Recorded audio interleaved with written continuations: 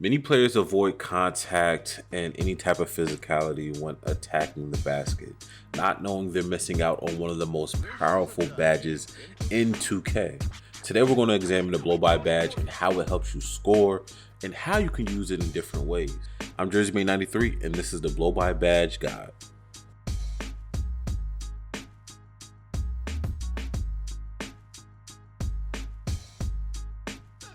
The BlowBy badge is one of the badges where its description doesn't necessarily explain its full benefits. It is described as giving the offensive player the ability to cleanly get past a defender on the perimeter, but this badge will also activate in different scenarios and give you additional benefits. So I wanted to do an experiment and I just removed Trae Young's silver BlowBy badge, and I want you to see what it's like when you have no BlowBy badge. Even though his dribbling is the same, everything else is the same, the only thing that was changed was the BlowBy badge being removed. And then I want you to compare it when we put the BlowBy badge back on. So the first couple clips you're seeing right here is obviously Trae Young without the BlowBy badge. I want you to note that he's not able to continue to dribble. He's actually going to force pickup dribbles. Nothing else has changed. His dribbling is the same, his ratings, nothing else has been touched besides removing the BlowBy badge. Now let's look at this in comparison to when we have the BlowBy badge re-enabled. That is going to be on the left hand side. As you see right here, he's able to maintain his dribble. That is a big benefit to this badge. Again, that was not included in the description, but the BlowBy badge is absolutely essential if you want to have a proper playmaking build. A very important note is the BlowBy badge tier does play a significant role in how clean of a BlowBy animation you'll get. If a defender doesn't have the clamps badge at all, you'll activate these BlowBy animations at will. If they have a much higher clamps badge, it is going to be extremely rare to get the BlowBy animation.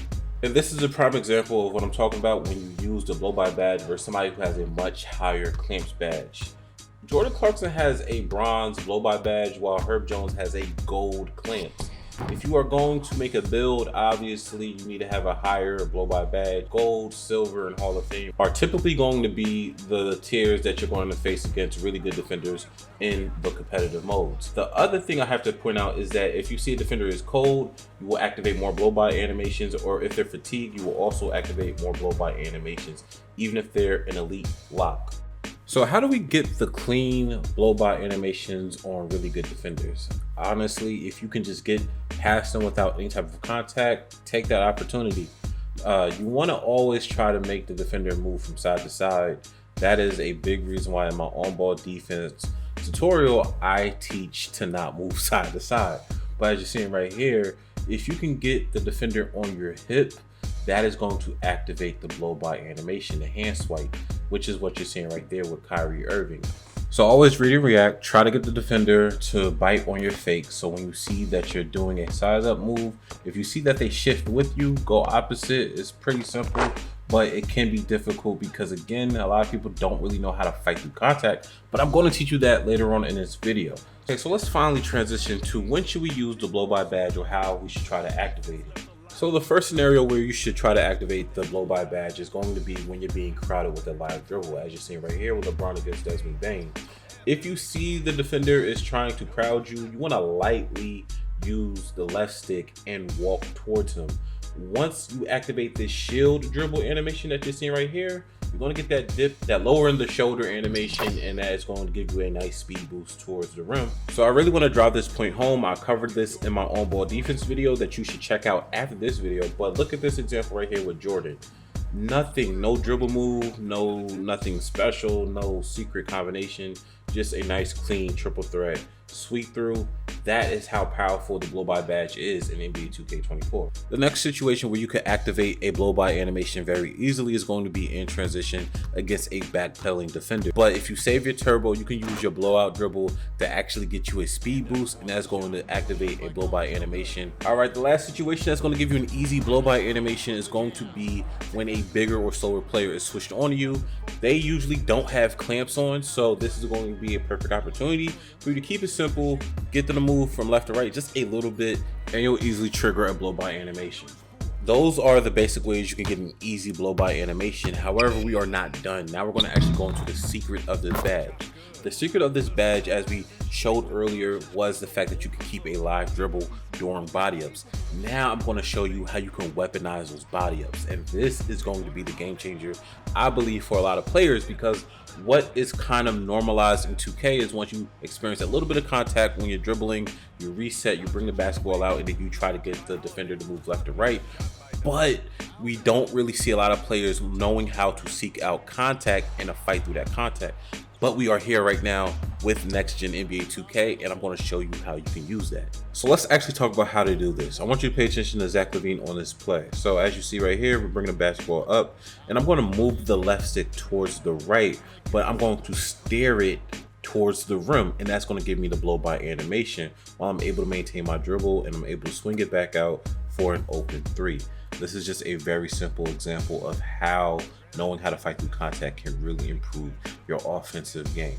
So this next example, I'm going to use Luka versus Zion, two very strong players, but the blow-by badge is going to give Luka the edge. The reason being is because we're able to stare through the contact. We get a slight step on him, and we're going to use the right stick to trigger a reverse layup. I'm going to move the left stick towards the middle. You can control the contact when you are in these hip ride animations, and you can direct that away from the help defense as well. You don't have to go towards the help. As you see right here with LeBron James, I'm actually going to get a slight dip animation, something similar to what we saw earlier. That's still going to allow me to trigger my bulldozer badge. Contact, it doesn't just apply to somebody like LeBron James who has a ton of strength.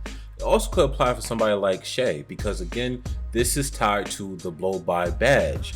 So as you're seeing right here, we're going to take the contact, keep the left stick held towards the rim, and then we're going to actually do a Euro step to go around the contact. So you don't need as big of a step on the defender as you might think. It's not like previous 2Ks. If you remember the clip I showed of Shea versus Herb Jones earlier, where he basically went untouched towards the rim, that's not really required anymore. So I want you to pay attention to the controller in the top left corner. As you can see, I am moving the left stick just a little bit. I'm staring as if it's a card, and that is going to give me the edge on the defender.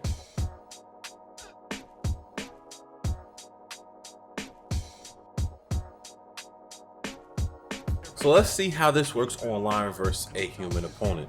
So this play is going to be a little quick to understand the contact animations that we've seen so far, because you can vary the timing of using the contact animations to set up your jumpers or other moves. So you see it's going to be real subtle right there where he's trying to basically hand check Luka, and I'm going to use that contact animation to set up my step back jumper. Another example is this clip right here where I'm going to actually use a little bit more contact, let the animation play out a little bit longer, and I'm going to set up my step back jumper. The thing about the contact animations is that you can vary the timing of when you want to attack or try to score.